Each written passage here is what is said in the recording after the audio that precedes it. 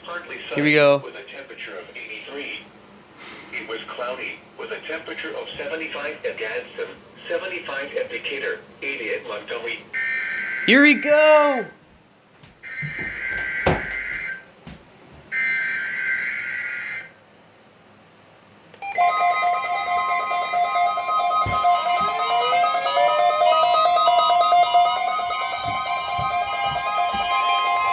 This is a test of the new weather radio warning alarm device.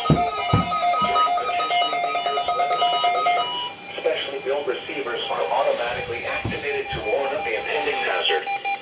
Tests are normally conducted by the National Weather Service every Wednesday and Saturday between 10 a.m. and 12 noon.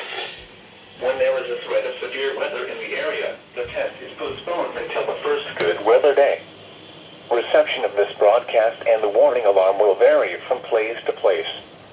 This variability, normally more noticeable at greater distances from the transmitter, will occur even though you are using a good quality receiver in perfect working order.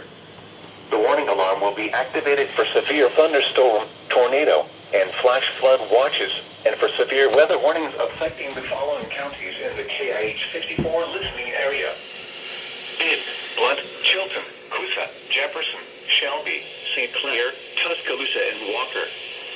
This has been a test of the NOAA Weather Radio warning device. We now return to normal programming. Here you go.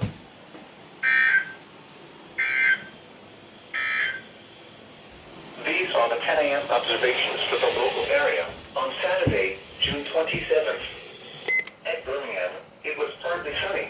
Woo! The temperature was 80 degrees with a dew point Car of weekly 71 test, degrees. baby! The relative humidity was 74%. The wind was southwest at 8 miles an hour.